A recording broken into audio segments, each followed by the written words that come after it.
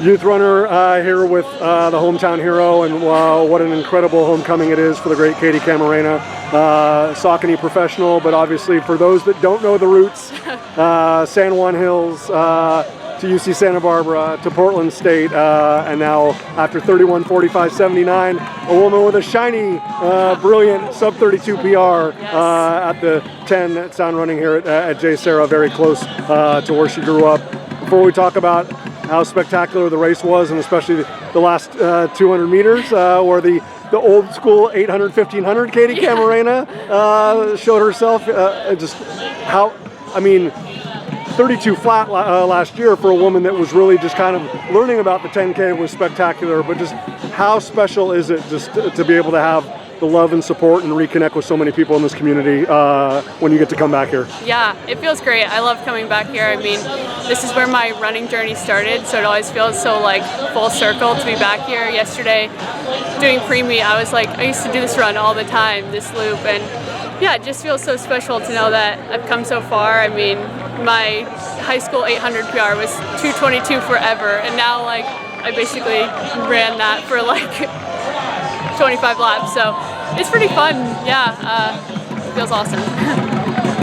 Obviously, that's also definitely not the right math, but close enough.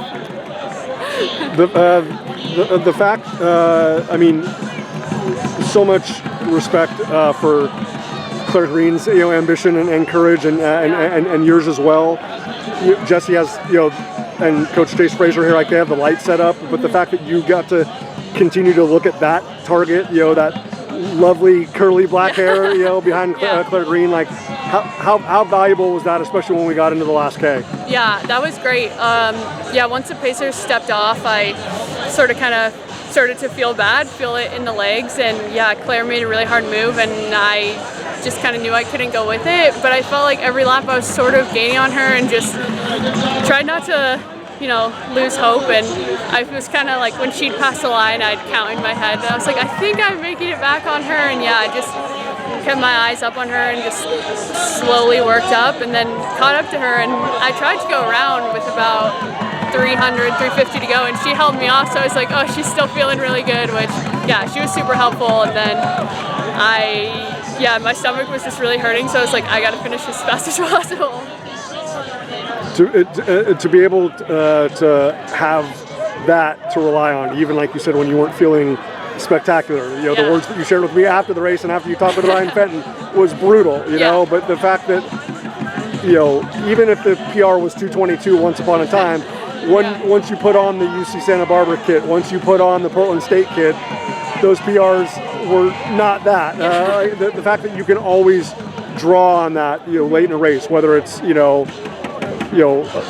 off a 10K, off a 5K or whatever, the fact that the move was so decisive, like in the last 2:25, just like how reassuring was that?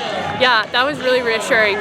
I saw the clock with a lap to go, and I was like, if I run 70 seconds, I know we're going to be like pretty close to 31:50. So I was like, I would really like to get a bigger PR than that. And yeah, it was just really nice to know I can still close that hard, especially with all the like 10K work in the legs. But yeah, it's very reassuring.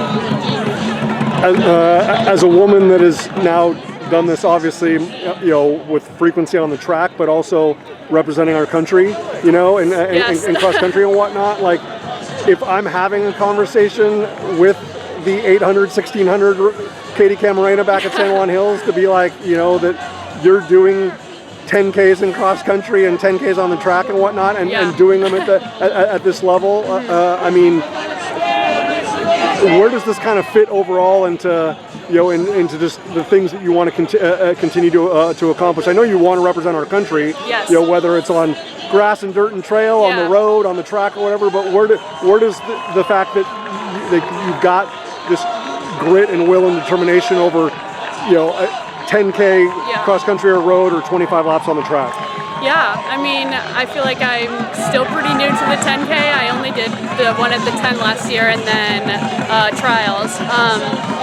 So yeah, I mean, I would love to represent the USA again. Unfortunately, last year at World Cross, that's where I got injured, which was a year ago today, and I feel like that kind of derailed my season, and I sort of lost a lot of confidence. But yeah, it's really reassuring to feel like, I mean, I just ran a 15-second PR, and yeah, so.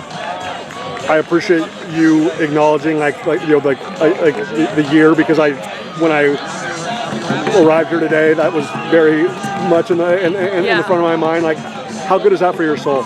Oh, it's so good. Yeah, I did the 10 last year and then went into US Cross just feeling pretty fatigued, and I ended up straining my soleus mid-race, and that's the only race I've ever dropped out of, and for that to be at the World Championships was just like super devastating for me. And then basically spent all year last year trying to like get healthy, and it felt like I was just asking my body to do things it wasn't ready to do, and then even into like September I still wasn't 100%, and then just had to like basically shut it down and restart. And I feel like when you're coming back, it's so hard to like, you know, you compare yourself to where you once were, like, oh, a year ago I was doing this, you know, and yeah, to finally be back and be feeling like myself, and obviously a better version than I was last year, is just, it feels so great. Well, for all these people that have seen the journey for many more years even than me, and I've been blessed to see a lot of them. Everybody's got smiles on their faces. Everybody's hearts are warm and full tonight, but none more so than the Saucony star and a woman with a 31:45:79 PR. Yes. Katie, congrats, and always good to have you back home. Thank you.